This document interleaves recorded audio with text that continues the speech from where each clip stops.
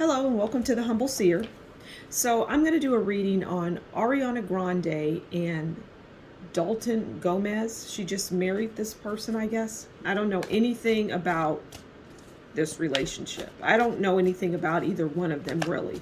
I mean, I'm obviously familiar with Ariana Grande and her music, but that is the extent of it. But I'm hearing that this is a relationship that is not going to last because, well, it's a publicity stunt type of thing, is what I'm hearing. It's not real. I mean, that's what I see, okay? That's what I see. It's not real. It's like it was orchestrated or designed or put together, all right? And it's not going to last. All right, so let's pull a card.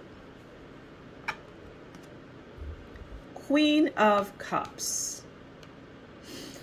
All right, well, the Queen of Cups is about intuition, loyal, compassionate, loving. And it's funny because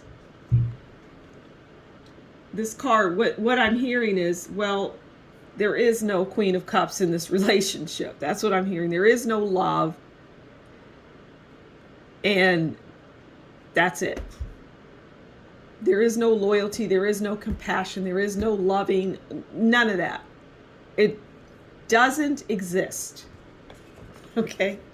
What else can you tell us about this relationship?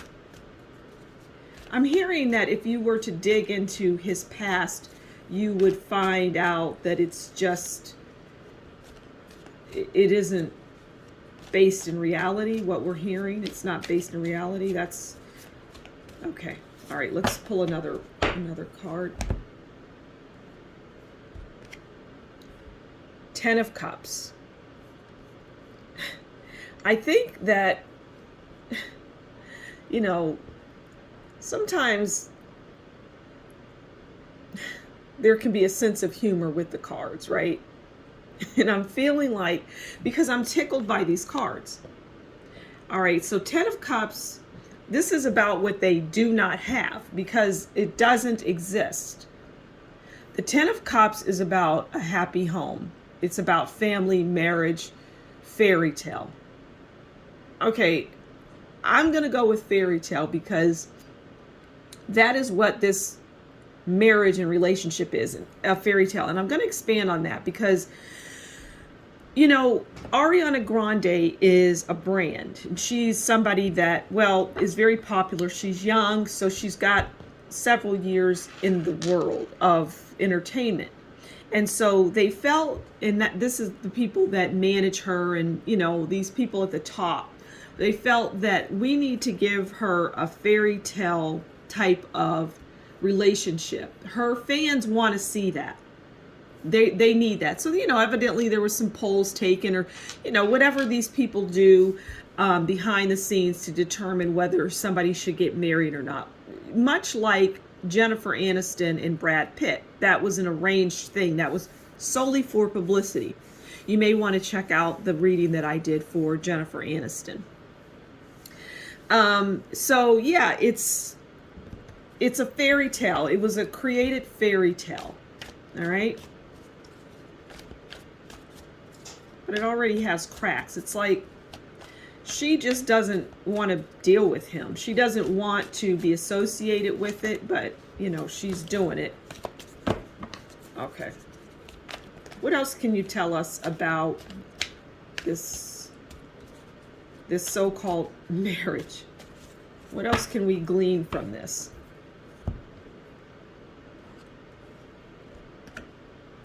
The Moon.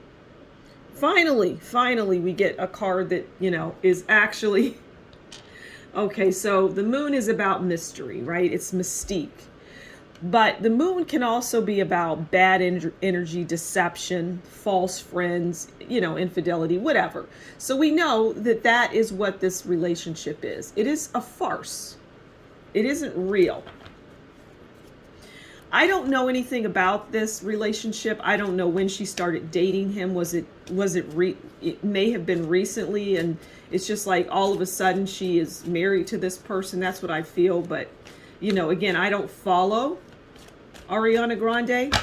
All right, let's get one last card. So we know it's shrouded in mystery. We know that it's a fairy tale solely for her fans, that they, for some reason, feel are losing, so they have to come up with a gimmick or a hoax of something, you know, to put her back into the, you know, limelight, so to speak, so that her fame can continue. And but I'm hearing that her fame is hanging on by a thread. And, you know, she's kind of like a Katy Perry, but not as bad. If you want to check out the Katy Perry reading, I did a couple of those. I did one on her and her husband. Okay. And we're going to take the Ten of Swords too.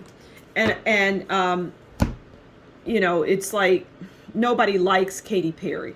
All right, so we have the Seven of Wands. Okay. And we have the Ten of Swords. All right, well, the Seven of Wands is defiance, self-defense, standing your ground. And we already know what the Ten of Swords is.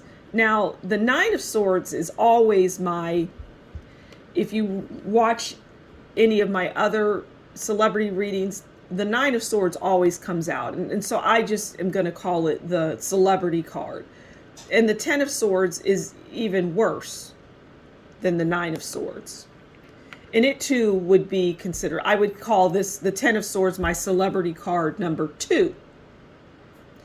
Really, it should be 1, but for some reason, it's not. The Ten of Swords will be 2. Anyway, this Ten of Swords really tells you about all of what we're seeing. It's smoke and mirrors. It's nonsense. It's not going to last. Now, the production company or the producers and, you know, all of her people around her, management, the record label, all of that, they are insisting that this thing stay together for a specific amount of time. But it's the Ten of Swords. It's based in fantasy. It's fairy tale. It's shrouded in mystery for those who don't come to my reading and know. For those who aren't aware, who are just have their head in the clouds and believe everything that they see in the news, and that, you know, this is a loving, oh, I just got married, you know. They picked this guy specifically for a specific reason. But like I said earlier, if you looked into his background, you would find, well, it's not real. So I'm going to leave it there. Yeah, it's not much more to say here. It isn't real. So thanks for stopping by the Humble Seer. And until next time, you do take care, and we'll talk again soon. Bye.